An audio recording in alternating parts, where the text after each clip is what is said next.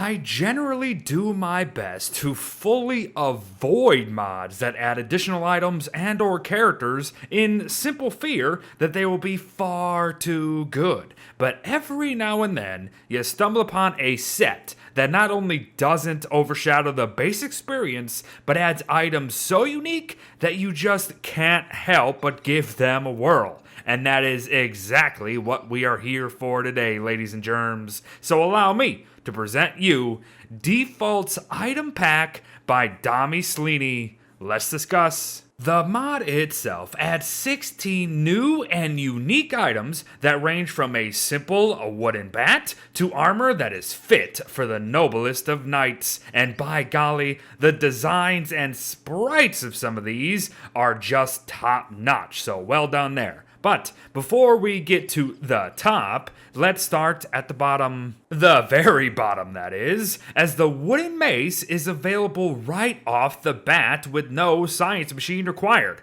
and has quite the easy recipe at 2 longs and 2 twigs. The weapon actually deals the same amount of damage as a spear, although this guy only has the measly 35 uses total. So it is great if you need something right away as your adventure begins, but I wouldn't go alone with it. And just as the mace is supposed to rudimentally appeal to folk in the early game, the bright necklace will do the same. I will say, though, that if you're venturing down under already, chances are you will just work towards a lantern. However, some may enjoy this shiny new toy regardless. In the end, its light radius doesn't even match a torch's, and it will spoil it but 2 days. However, again, I actually really appreciate how not good some of these items are. It really does just add to the charm. And then there are things like the Flyswatter, which you would think would be pretty terrible, and while you are somewhat right,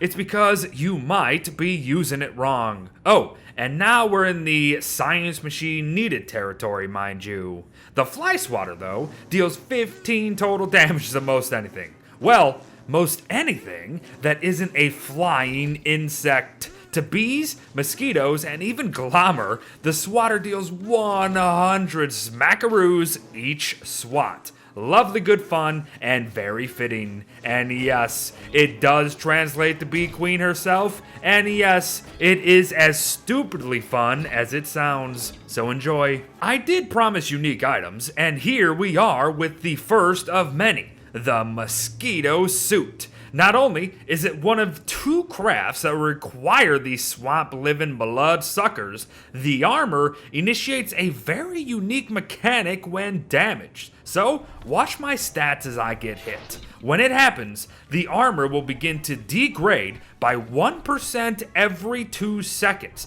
while your hunger drains by 1 point in the process. But not only that, you will actually heal by 1 point of health every 2 seconds as well, until the armor fully degrades. It's interesting.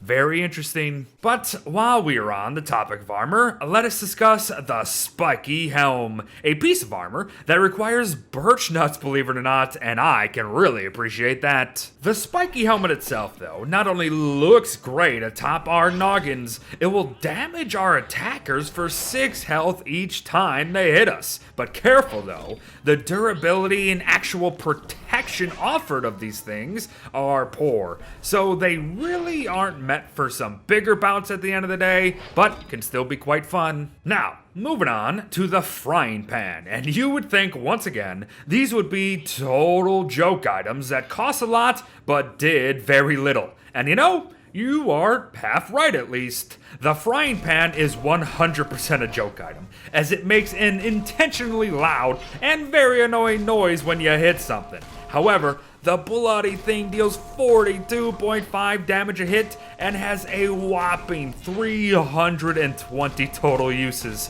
My goodness, that is not nothing. Oh, and not only that, you can actually cook on the thing too. Doing so costs 3 uses overall, which is a nice touch in my opinion, as frying pans are looking to be the most OP thing in this dang mod. And that must be by design, I presume. Here's one a little on the tamer side though. The Summer Bandana. Using only a science machine and 2 papyrus, the clothing item grants 120 points of overheating protection come the summer season. That is by far the middle ground in comparison to other summer clothing. However, the drawbacks of the others may actually persuade you towards such a simple headwear item.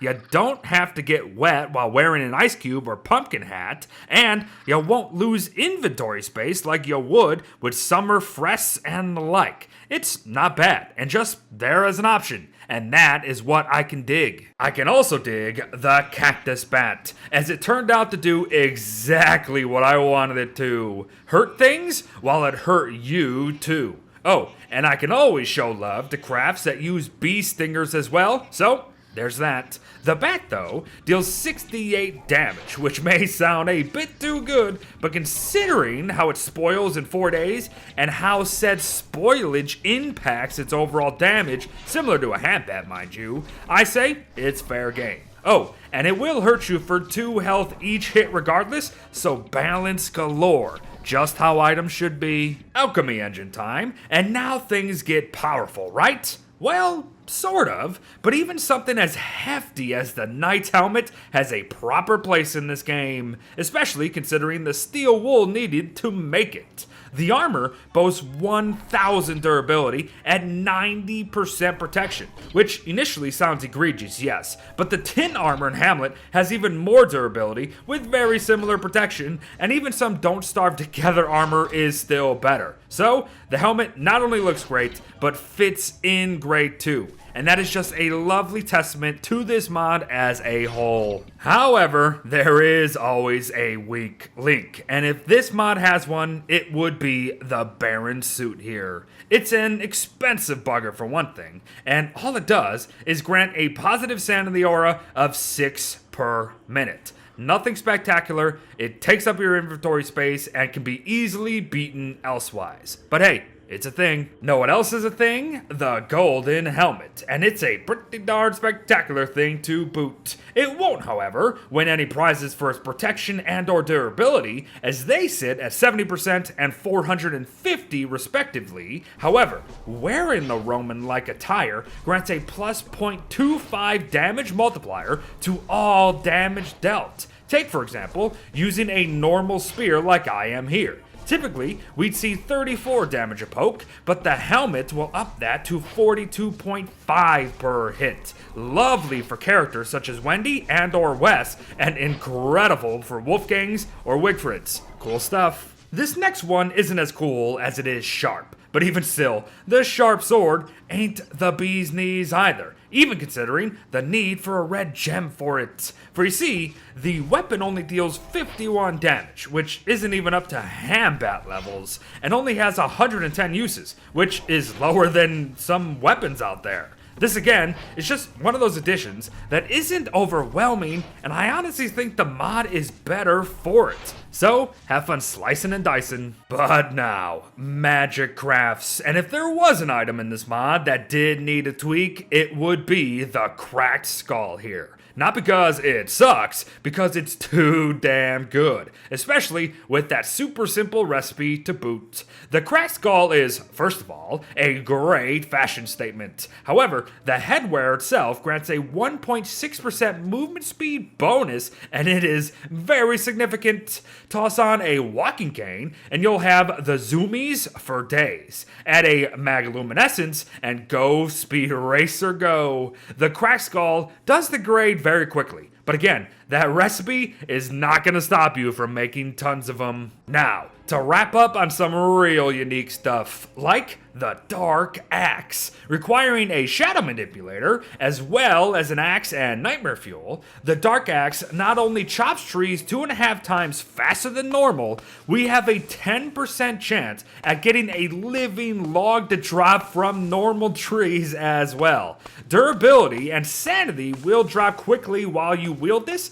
so it does call into question whether or not it is worth the use, so don't think it as too good, and I just love that it does so. And oh yes, you can expect the very similar mechanics with the Dark Pickaxe, correct? correct. Only, you will mine 2.5 times faster, and your sanity will drop by 9 per minute. So again, balancing act, but again, fun stuff. And last, but certainly not least, the Staff of Growth. The craft requires a lure plant bulb, which is pretty darn cool. So, that must mean it does something pretty neat, right? Right. Think Wickerbottom's applied horticulture book without needing the old witch to make and read it. The staff only has 4 uses though, and considering the requirements to make additional staffs, this is in no way game breaking.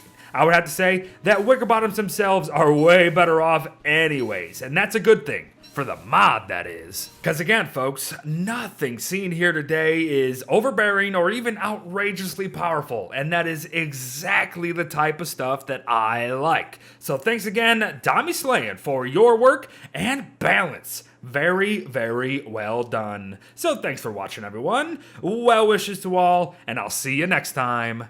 Bye-bye.